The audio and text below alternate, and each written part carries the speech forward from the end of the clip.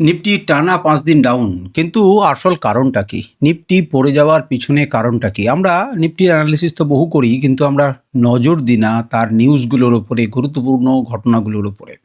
দেখুন, আজকে ১৭ই August market যখনই শুরু হলো, কিছুক্ষণ পরেই আমরা দেখতে পেলাম আইটি এবং এফএমসিজি সেক্টর অনেকখানি নিচে চলে গেছে।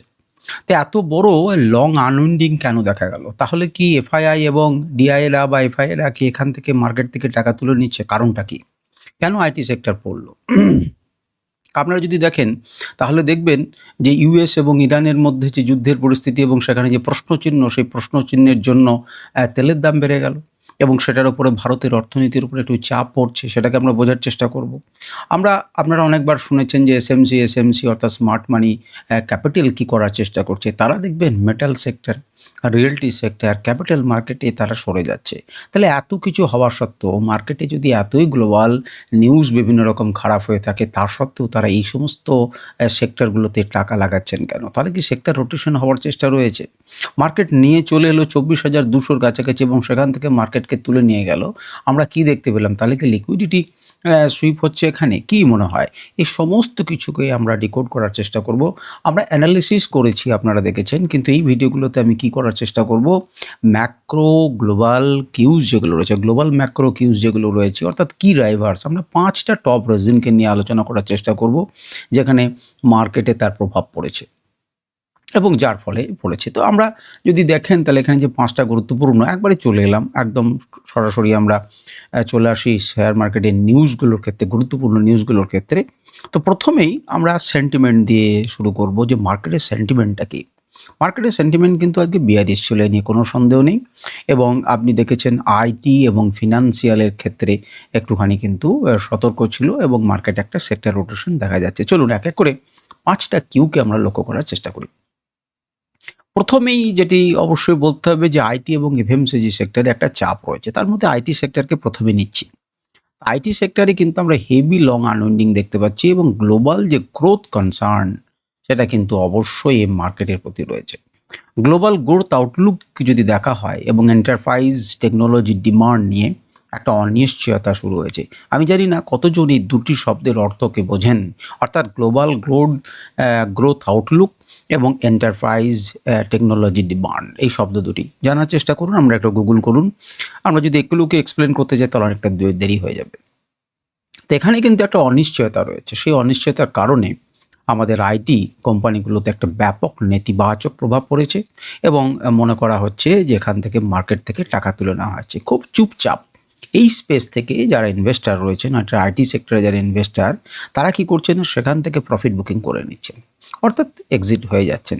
এবং এই একটা মার্কেটের ওপরে, একটা ব্রডার ইন্ডেক্সের ওপরে কিন্তু একটা চাপ দিয়েছে। এর আগে আমি আপনাদের সাথে আলোচনা করার এবং শেয়ার করার চেষ্টা করেছিলাম, সেটা হচ্ছে যে আইটি মানে আপনি ব্রড ইন্ডাইসেসগুলো কী করার চেষ্টা করেছে।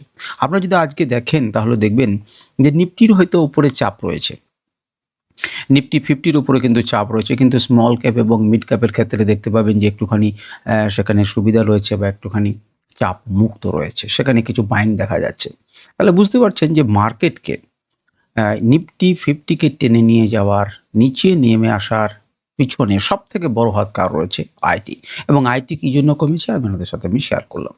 যদি আপনারা বুঝতে না পারেন ওই দুটি শব্দর মানে, তাহলে কমেন্ট বক্সে কমেন্ট করবেন। আমি আগামী দিনে যখন এটি আবার প্রসঙ্গে আসবে তখন আমি এই বিষয়ে আলোচনা করব। দ্বিতীয় নম্বরে যে কারণটাকে আমাদের রাখতে হবে টোটাল 5টার মধ্যে, সেটি হচ্ছে অবশ্যই ইউএস এবং ইরানের যুদ্ধ। এখনও পর্যন্ত কিন্তু সেটি প্রশ্নচিহ্নে রয়েছে, এখনও জিওপলিটিক্যাল টেনশন কিন্তু বজায় রয়েছে। যে আন্তর্জাতিক খবরগুলোকে পাওয়া যাচ্ছে, এই যে ইউএস ইরানের মধ্যে যে কনফ্লিক্টটা চলছে, স্ট্রেট অফ হরমুজকে পুনরায় খোলা হবে কি হবে না, এই বিষয়ে কিন্তু একটা সদর্থক অগ্রগতি আমরা পাচ্ছি না। তার পরিবর্তে সেখানে টেনশন অব্যাহত রয়েছে এবং সেই জন্যই তো ব্রেন্ট ক্রুড অয়েলের দাম ওপর দিকে চলে গেছে।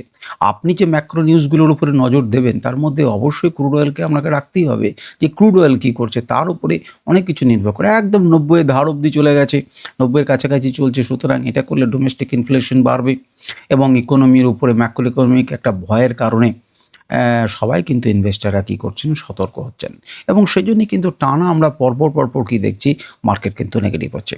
আমরা যখন নিফটির অ্যানালিসিসের ভিডিওটা করেছি বা করি, তখন কিন্তু দেখবেন এই কথাগুলো যখন বলি তখন তাই বলেছি। আমার মনে হলো যে এগুলোকে আমি একটা সেপারেট করে দিই, যাতে যারা অত্যন্ত আগ্রহী তারা এটা দেখবেন, যারা টেকনিক্যাল দেখার ইচ্ছা তাদের টেকনিক্যাল দেখবেন। তো দেখুন, সুতরাং এই যে এফএমসিজি বলুন, এই যে এফএমসিজিও ড্র্যাগ করেছে, সেই তেলের বাড়ার কারণেই কিন্তু এফএমসিজি চাপ পড়েছে। আপনারা তাদের রিলেশনটা সবাই জানেন যে এই সেক্টরটা কিন্তু কী আছে না, চাপের মধ্যে রয়েছে। তৃতীয় নাম্বার সেটি হচ্ছে ইউএস বন্ডের ইল্ডস বা যে লং টার্ম যে ইউএস বন্ড ইল্ডস আছে সেগুলো কিন্তু বেশ উচ্চ স্তরে রয়েছে।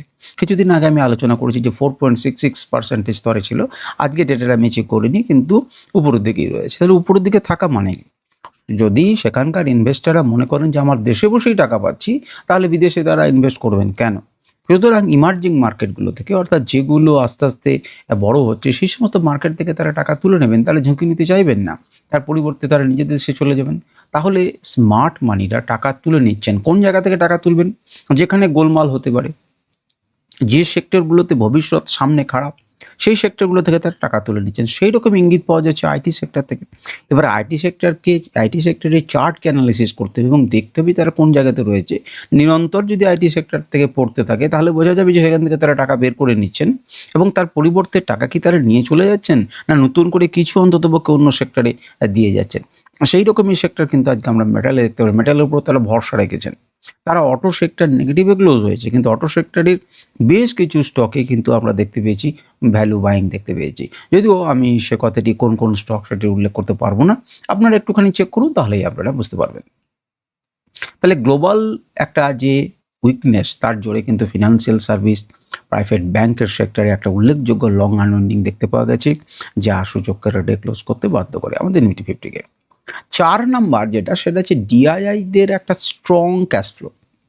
আপনি যদি ডিআই এবং এফআইআইদের বিক্রি বাটাকে তাদের হিসেব করেন যে কত ঢুকলো কত বেরোলো, তাহলে দেখতে পাবেন যে 11 তারিখ থেকে তারা 11 তারিখ আগে 10 তারিখে সম্ভবত ওরা একটা নেগেটিভ বিক্রি করেছিল, কিন্তু তারপর থেকে 12 এবং 13 তারা হিউজ বাইং করেছে। প্রায় 10,000 কোটি টাকার বাইং, তো 10,000 কোটি টাকার বেশি বাইং করেছে 13 এবং 14-তে, 12 এবং 13-তে আপনারা চেক করে দেখবেন। সুতরাং উল্টো দিকে যখন এরা বিক্রি করছে, তার পরিবর্তে ডিআইআই বিরাট সাপোর্ট দিচ্ছে ইন্ডিয়ান মার্কেটকে। তাহলে ডিআই যদি এত ক্যাশ ফ্লোকে ইন করে, তাহলে তাদের কারণেই কিন্তু এত বড় নেতিবাচক খবরগুলো ঘোরাফেরা করছে। তেল $90 কাছাকাছি রয়েছে, তা সত্ত্বেও মার্কেট কিন্তু দিনের শেষে 78 পয়েন্ট, কোনো দিন 100 পয়েন্ট, কোনো দিন 150 পয়েন্টের মতো ক্র্যাশ করছে। তার বেশি কিন্তু ক্র্যাশ করছে না, তার মূল কিন্তু ডিআইআই সাপোর্ট করছে। এটা কিন্তু আপনারা মনে রাখবেন, একটা শক্ত বেস কিন্তু তৈরি করে দিচ্ছে ডিআইআই। সুতরাং ডিআই যে স্ট্রং সাপোর্টের কারণে কিছু পাবলিক সেক্টরে, কিছু এনার্জি সেক্টরে একটা শর্ট কভারিংয়ের মতো আমরা দেখতে পাচ্ছি এবং পতনশীল মার্কেটকে কিন্তু বাঁচিয়ে রাখার চেষ্টা করছে। এবং শেষকালে যে সেক্টরটির যে নিউজটির কথা বলবো, যে কি ড্রাইভার্স যারা মার্কেটকে কাঁধে করে তুললো, যে 3টে সেক্টরের নাম আপনাকে করতে হবে, একটা যে রিয়েলটি, একটা করতে হবে মেটাল, একটা করতে হবে ক্যাপিটাল মার্কেট। আপনারা ডেটা অনুযায়ী এটা কিন্তু আমাদের নিয়ম যে প্রথম নম্বরে রিয়েলটি আছে, সব থেকে বেশি গেন হয়েছে, দ্বিতীয় নম্বরে মেটাল এবং তৃতীয় নম্বরে আপনাকে বলতে হবে ক্যাপিটাল মার্কেট। কিন্তু আমি দুটি সেক্টরের কথা বলছি, সেটি হচ্ছে মেটাল এবং অটো সেক্টর। অটো সেক্টরে যদি দেখেন এবং মেটাল সেক্টর তো দেখতেই পাচ্ছেন যে ভালো ডিমান্ড রয়েছে, তার জন্য একটা মেজর পুশ করছে। তাহলে এটা কি মার্কেটকে, বর্ডার মার্কেটকে নিচে থেকে যে উপরের দিকে তুলে নিয়ে যাওয়ার একটা ক্যাশ শিফট, এটাকে আমরা বলতে পারি ক্যাশ শিফট। ক্যাশ শিফট কী জিনিস? একটা সেক্টরে পয়সা ছিল, তার পরিবর্তে একটা গুরুত্বপূর্ণ সেক্টরে কিন্তু ক্যাশটা শিফট হয়ে যাচ্ছে অন্য জায়গাতে। তো আমরা কিন্তু দেখতে পাচ্ছি যে মেটাল সেক্টরে হয়তো ক্যাশটা শিফট হচ্ছে। এবারে আপনি বলবেন যে অটো সেক্টরকে আপনি রাখলেন কেন? অটো সেক্টর তো নেগেটিভ আছে, মাইনাস আছে, তার সত্ত্বেও তার তুলনায় রিয়েলটি অনেক বেশি বৃদ্ধি পেয়েছে, 1%-এর বেশি বৃদ্ধি পেয়েছে, তাকে রাখছেন না কেন? অটো সেক্টরে যদি ভালো করে তাকিয়ে দেখেন, তাহলে দেখবেন বেশ কিছু অটো সেক্টরে কিন্তু আজকে ডিমান্ড ছিল। অটো সেক্টরে বেশ কিছু স্টকে কিন্তু আজকে ডিমান্ড ছিল এবং লিকুইডিটি একটা ফ্লো কিন্তু এখানে হচ্ছিল এবং ভ্যালু বাইং কিন্তু সেখানে হচ্ছে বলে আমার মনে হচ্ছে এবং সেই জন্যই অটো সেক্টরের কথা আমি কিন্তু বলেছি। তো এই সেক্টরগুলো যে পুশ, সেটাই কিন্তু আমাদের নিফটি 50-কে বাঁচিয়ে রাখলো। তো এই মোটামুটি হয়ে গেল আমাদের কি ড্রাইভার্সের যে 5টা পয়েন্টের কথা। এই নিউজগুলোর ওপরেই কিন্তু মার্কেটকে ঘোরাফেরা করছে। তেলের দামকে নজরে রাখুন, যদি আপনাকে মার্কেটকে ট্র্যাক করতে হয় তেলের দামকে নজরে রাখুন এবং অবশ্যই এই সেক্টরগুলো অ্যানালিসিস করুন। আপনারা যদি নিয়মিত কোনো সেক্টর অ্যানালিসিস চান তাহলে অবশ্যই কমেন্ট করে জানান। আমার যদি সময় হয়, সুযোগ হয়, আমি অবশ্যই সেই বিষয়ের উপরে ভিডিও করব। নমস্কার, ধন্যবাদ, ভালো থাকবেন, সুস্থ থাকবেন। নিফটির যারা পিওর অ্যানালিসিস ভিডিও একটু পরেই আপনারা শুনতে পাবেন, আপনারা অবশ্যই দেখুন।